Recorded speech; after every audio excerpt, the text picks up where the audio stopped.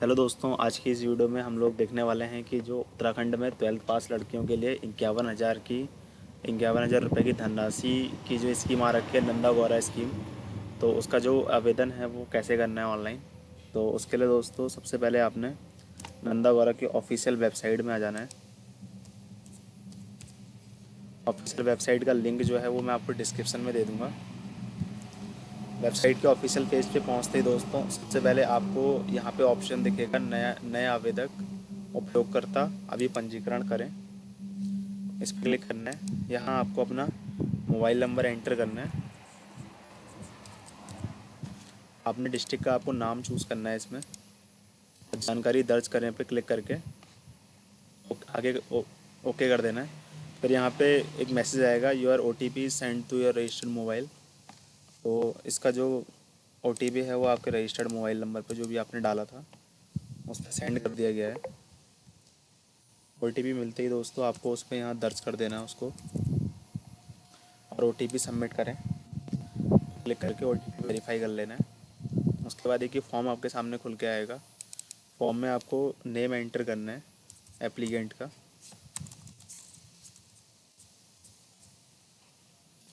Password बनाना है अपने according.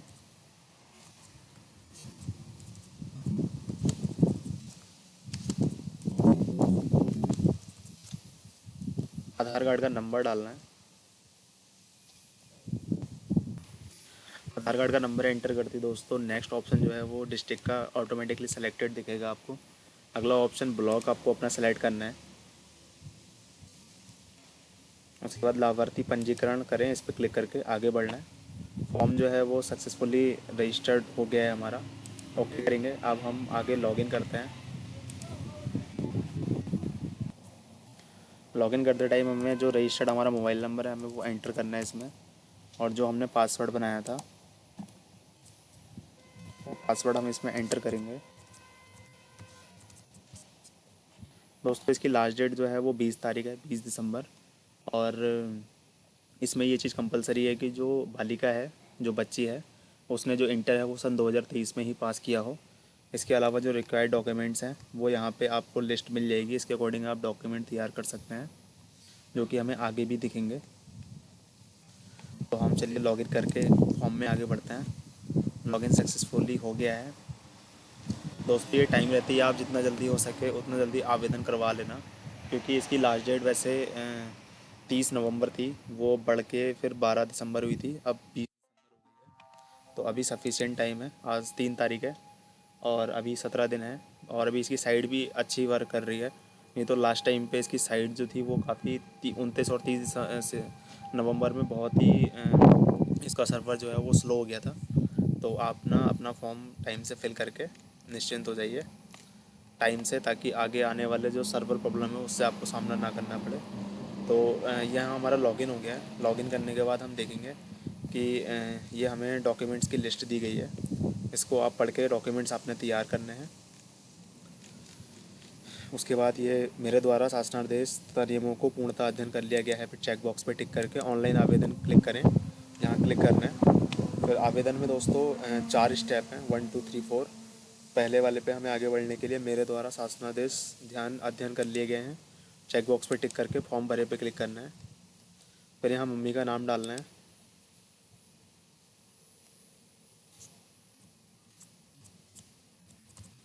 यहाँ पापा का नाम डालना है। ये सारी डिटेल हाई स्कूल के अकॉर्डिंग होनी चाहिए।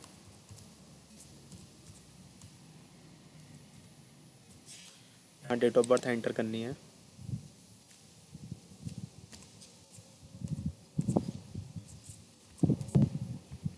यहाँ कास्ट जो आती है, general, SC ST OBC enter करना है। यहाँ ईमेल आईडी डालनी है। ईमेल आईडी डालने के बाद आंगनवाड़ी केंद्र का नाम, या आपको आंगनवाड़ी केंद्र अपना पता करना पड़ेगा जो आपके लोकल एरिया में पड़ता हो। वहाँ जाके उनसे अपने केंद्र का कोड वगैरह पता करके वो सेलेक्ट करके यहाँ आपने डालना है। उसमें परिवार में कुल कितने सदस्य हैं उनकी संख्या डालनी है। परिवार में भाई बहन कितने हैं लड़की के, वो यहाँ एंटर करनी है डिटेल। छात्रा का पैन कार्ड का नंबर लिखना है इसमें।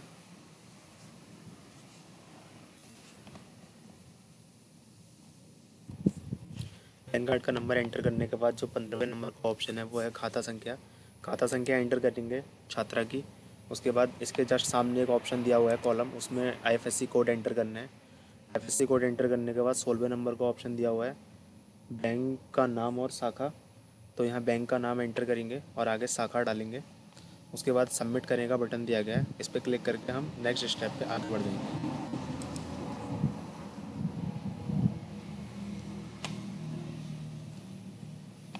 आगे बढ़ते ही दोस्तों हमारे सामने स्टेप 1 इज सबमिटेड सक्सेसफुली का एक मैसेज आया है। इस पर हमें ओके करना है और आगे बढ़ना है।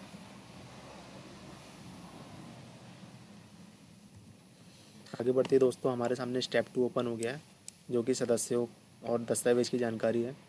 तो जो भाई बहन हमने वहाँ डिटेल एक एंटर की थी कि हाँ एक भाई और बहन है, तो उनका नाम हमें यहाँ डालना है। की डेट ऑफ बर्थ एंटर करनी है।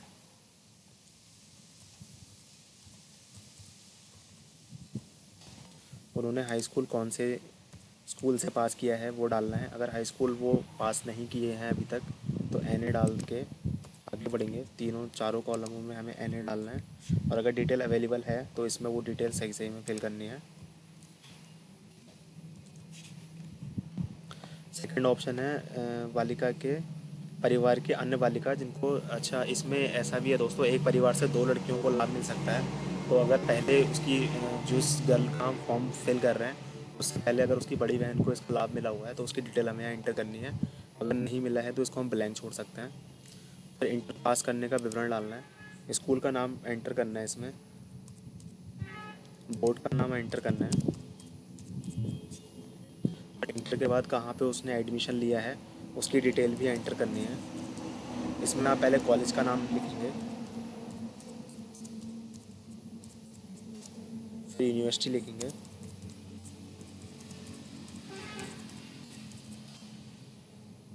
फिर कोर्स का नाम लिख देंगे। इतनी डिटेल एंटर करने के बाद दोस्तों यहाँ पे मम्मी पापा के पैन कार्ड का नंबर मांगा गया है, तो वो हमें एंटर करना है। यहाँ पे मम्मी का पैन कार्ड और पापा का दोनों का कंपलसरी है एंटर करना। फिर इनकम सर्टिफिकेट की डिटेल मांगी गई है। वार्षिक आय इसमें 72,000 से कम होनी चाहिए, या 72,000 भी है तो चल जाएगा। फिर आय प्रमाण पत्र का क्रमांक यहाँ डालना है।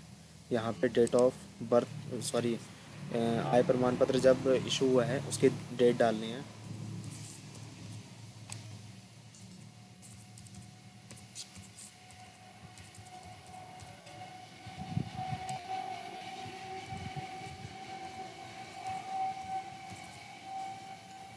छठा कॉलम है बिजली का बिल, अगर कनेक्शन उपलब्ध है तो यस करना है। पानी कनेक्शन उपलब्ध है तो यस, अदरवाइज़ नो कर देना है। और इसमें अगर बिजली का कनेक्शन उपलब्ध नहीं है तो आपको कारण बताना पड़ेगा। कारण में दो कारण आप चूज़ कर सकते हैं यहाँ पे, अपना आवास नहीं है या फिर गांव में कनेक्शन उपलब्ध नहीं है। और पानी का कनेक्शन अगर नहीं है तो उसके लिए भी आपको यहाँ रीज़न बताना पड़ेगा। तो वो डिटेल आप अपने अकॉर्डिंग डाल करके आगे बढ़ेंगे। पापा का व्यवसाय बताना है इसमें, पिताजी का, और मम्मी का भी व्यवसाय बताना है। तो मम्मी का गृहिणी का ऑप्शन है वो डाल सकते हैं आप।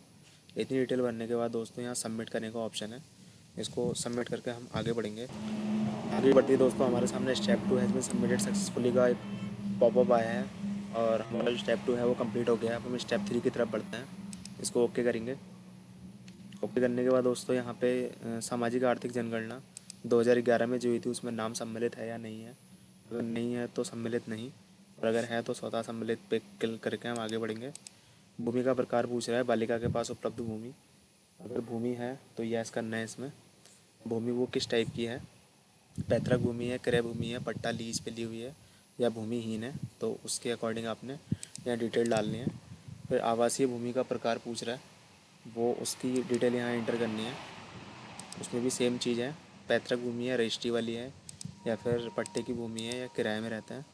और उसके बाद उसका क्षेत्रफल हमें हेक्टेयर में एंटर करना है। हेक्टेयर में क्षेत्रफल एंटर करने के बाद वहाँ उसका मूल्य डालना है, कितने रुपए उसकी कीमत होती है। ये आप अपने क्षेत्र में जो पटवारी लोग हैं या फिर प्रधान जी हैं या फिर आपके बड़े बुजुर्ग हैं उनसे पता कर सकते हैं, उनको आइडिया अच्छा रहता है। मकान कैसा, कच्चा बना हुआ या पक्का बना हुआ, वो डालने हैं। उसमें कक्षों की संख्या डालनी है, कितने हैं। कितने हेक्टेयर में मकान आपका बना हुआ है, वो उसकी डिटेल यहाँ एंटर करनी है।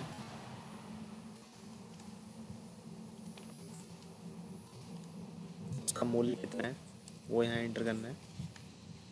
फिर उसके बाद यहाँ पे यहाँ पे बैंक की डिटेल डालनी है दोस्तों, छठे कॉलम में। तो माता पिता में से किसी एक का कंपलसरी है, दोनों का हो तो बेटर है। और जो बालिका है उसका भी डालना है यहाँ पे। तो बालिका का जो नाम है वो यहाँ पे एंटर करेंगे, उसकी बैंक का नाम यहाँ एंटर करेंगे।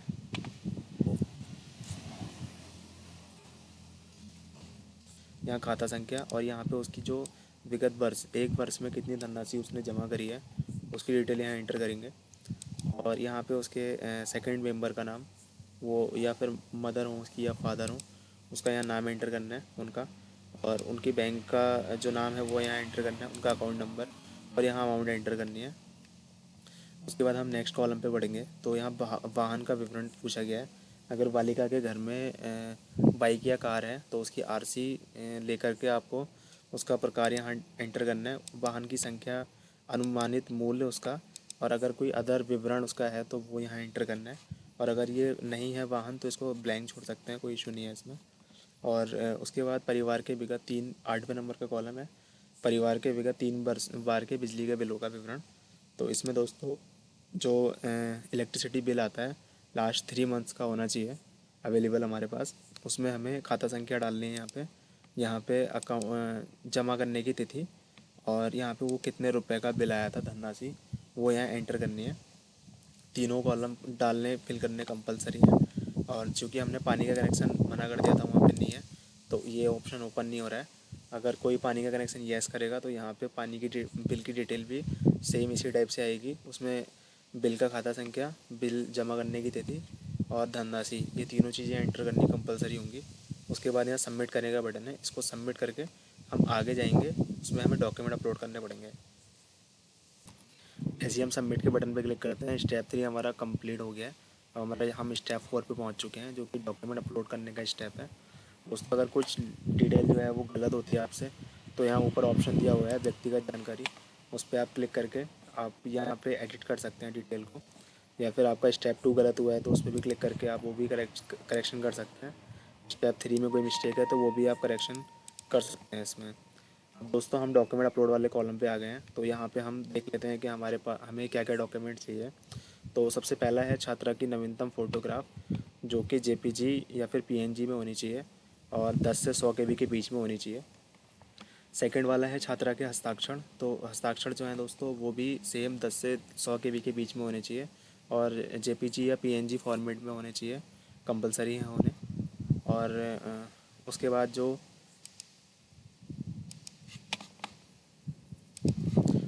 तीसरा ऑप्शन है दोस्तों वो है माता पिता या अभिभावक के हस्ताक्षर।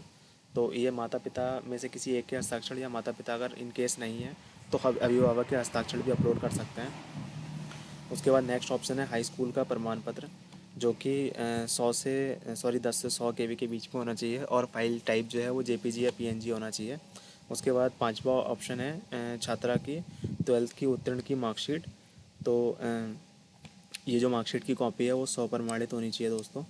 और इसमें इसका भी वही है क्राइटेरिया, जेपीजी और पीएनजी होनी चाहिए 10 से 100 केबी के बीच में। उसके बाद जो हमारा छठा ऑप्शन है वो छात्रा, माता पिता और अभिभावक का आधार कार्ड है।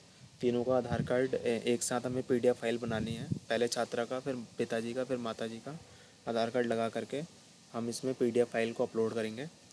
फिर सातवां ऑप्शन है छात्रा और माता पिता का पैन कार्ड। तो तीनों का पैन कार्ड, हम तीनों की पैन कार्ड की एक पीडीएफ बनाएंगे और उसको भी हम यहाँ पे अपलोड कर देंगे। फाइल साइज़ का ध्यान रखिएगा, 100 केबी से 1 MB के बीच में रहनी चाहिए। फिर आठवां ऑप्शन है छात्रा का स्थायी प्रमाण पत्र। स्थायी निवास प्रमाण पत्र के को हम यहाँ पे स्कैन करेंगे और 100 से 1 MB के बीच में होना चाहिए पीडीएफ फाइल में, उसको हम यहाँ अपलोड कर देंगे। फिर नगरीय/ग्रामीण स्थानीय निकाय द्वारा गृहकर या किराया समझौते के कागजात ना उपलब्ध होने की स्थिति में गृहकर ना देने का प्रधान या पार्षद से प्रदत्त प्रमाण पत्र। तो आपको अपने ग्राम प्रधान जी से या फिर पार्षद जी से एक उनके लेटर हेड पे लिखवाना है कि आप वहाँ निवास करते हो और वहाँ कोई आपसे कोई टैक्स नहीं लिया जाता है। अगर लिया जाता है तो वो कितना लिया जाता है उसकी एक रिसिप्ट आपने लेनी है और उसको यहाँ पे अपलोड कर देना है। और फॉर्मेट उसका जेपीजी पीडीएफ आप रख सकते हो, 100 से 1 MB के बीच में होना चाहिए। फिर 10वां ऑप्शन इनकम सर्टिफिकेट का है। इनकम सर्टिफिकेट जो आपने वहाँ पे डिटेल डाली थी सेकंड स्टेप में, उसको उसी इनकम सर्टिफिकेट को आप यहाँ पे स्कैन करेंगे, 100 से 1 MB के बीच में होना चाहिए, और यहाँ पे अपलोड आप उसको पीडीएफ फॉर्म में कर देंगे।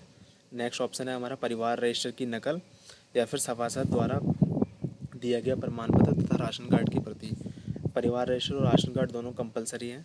अगर राशन कार्ड इन केस नहीं है तो आप परिवार रजिस्टर लगा सकते हैं, या परिवार रजिस्टर नहीं है तो आप राशन कार्ड लगा सकते हैं। उसके अप्रूवल के लिए आपको अपनी जो ब्लॉक में है वहाँ जाके उनको ये चीज़ बोलनी पड़ेगी, अदरवाइज़ आपका जो एप्लीकेशन है वो लोग रिजेक्ट भी कर सकते हैं। तो यहाँ पे ये डॉक्यूमेंट आपने स्कैन करने हैं पीडीएफ में और यहाँ पे अपलोड कर देने हैं। फिर नेक्स्ट हम आते हैं तो सामाजिक और आर्थिक जाति जनगणना परिवार की स्थिति की आंकलन की प्रति। तो अगर ये उपलब्ध है आपके पास तो आपने इसको अपलोड करना है। ये मैंडेटरी नहीं है दोस्तों, इसके बिना भी फॉर्म सबमिट हो जाता है, लेकिन मेरी राय आपको यही है कि आप इसको ज़रूर और ज़रूर उपलब्ध करवाएं, अदरवाइज़ जो है ब्लॉक स्तर से आपको फॉर्म में सबमिशन में प्रॉब्लम आ सकती है, वहाँ से फॉर्म आपका रिजेक्ट हो सकता है। तो ये आप ज़रूर बनवा लें अपना, ये ब्लॉक स्तर से ही बनता है। और अगर आपका नाम सम्मिलित है तो हमारे फर्स्ट स्टेप में पूछा गया था, सॉरी सेकंड स्टेप में, कि आपके पास जातिगत जनगणना की डिटेल है या नहीं है, नाम सम्मिलित है या नहीं है। उसमें अगर आपने सम्मिलित है पे टिक किया है तो उसमें सम्मिलित है वाला सर्टिफिकेट, और नहीं है की पे किया है तो नहीं वाला सर्टिफिकेट यहाँ पे आपने अपलोड करना है। आगे बढ़ते हैं। जो 3 बार के बिजली के बिलों की हमने डिटेल वहाँ एंटर की थी, उन तीनों को स्कैन करना है और यहाँ पे पीडीएफ फॉर्म में अपलोड कर देना है। फिर चौथा है एक आपको एफिडेविट बनाना है दोस्तों। उसके जो बिंदु हैं वो यहाँ पे लिखे हुए हैं, और इन्हीं बिंदुओं को लिखवाते हुए एक एफिडेविट बनाना है। एफिडेविट आपके माता या पिता के नाम से दिया जाएगा, उसको आपने यहाँ पे फिर स्कैन करना है पीडीएफ फॉर्म में और अपलोड कर देना है। और इसके बाद जो 15वां ऑप्शन है वो लाभार्थी बालिका के बैंक पासबुक की छाया प्रति। बैंक पासबुक की छाया प्रति के साथ में दोस्तों कंपलसरी है कि आपका 1 ईयर जिस जिस ईयर की आपने वहाँ पे डिटेल डाली थी उस ईयर का स्टेटमेंट भी कंपलसरी है, वो भी आपको इसके साथ ही अपलोड करना है। 16वां ऑप्शन है हमारा परिवार और समस्त सदस्यों के बैंक पासबुक की प्रति। जितने लोगों की हमने डिटेल वहाँ एंटर की थी उन सभी की बैंक पासबुक की कॉपी हमें स्कैन करनी है और साथ में उनका स्टेटमेंट भी लगाना है इसमें, और सबका एक ही पीडीएफ बना के यहाँ सेलेक्ट करना है फाइल को और अपलोड कर देना है। 17वां ऑप्शन है उच्च शिक्षा में दाखिले के पूर्ण अभिलेखों की प्रति। तो यहाँ पे जो हायर एजुकेशन में एडमिशन लिया है, जो हमने डिटेल वहाँ एंटर की थी सेकंड वाले में, उसका एक प्रूफ लेना है, या तो एडमिशन की आईडी कार्ड हो सकता है या फ़ीस की रिसिप्ट हो सकती है, उसको यहाँ पे स्कैन करना है पीडीएफ फॉर्म में और उसको अपलोड कर देना है। 18वें नंबर का ऑप्शन है विद्यालय द्वारा जारी प्रमाण पत्र। उसका प्रारूप दोस्तों आप यहाँ से क्लिक करके डाउनलोड कर सकते हैं। ये प्रारूप है उसका, इसको प्रिंट निकाल करके यहाँ डिटेल फिल करके प्रधानाचार्य के हस्ताक्षर, प्रधानाचार्य का नाम, विद्यालय का नाम और प्रधानाचार्य की मोहर लगा करके इसको यहाँ स्कैन करना है पीडीएफ फॉर्म में और अपलोड कर देना है। फिर 19वां ऑप्शन आता है हमारा आंगनवाड़ी कार्यकर्ती द्वारा प्रदत्त प्रमाण पत्र। उसका भी फॉर्मेट यहाँ से डाउनलोड हो जाता है दोस्तों। यहाँ से डाउनलोड करके इस फॉर्मेट को निकालना है, डिटेल फिल करनी है, और आंगनवाड़ी कार्यकर्ती या मिनी कार्यकर्ती का नाम, उनके कार्यकर्ती अगर नहीं है तो सहायिका का नाम या फिर सहायिका के हस्ताक्षर भी चल सकते हैं, आंगनवाड़ी केंद्र का नाम, मोबाइल नंबर वगैरह डाल के उसको स्कैन करना है और पीडीएफ फॉर्म में यहाँ पे अपलोड कर देना है। दोस्तों अगर वीडियो आपको अच्छी लगी हो तो इसको आगे शेयर करें। अगर इस फॉर्म में आपको किसी भी टाइप की कोई भी परेशानी आती है, फॉर्म अगर फिल नहीं हो पाता है आपसे, तो ये मेरा व्हाट्सअप नंबर है, आप मुझे व्हाट्सअप में कांटेक्ट कर सकते हैं। अब मिलते हैं दोस्तों अगली वीडियो में। धन्यवाद।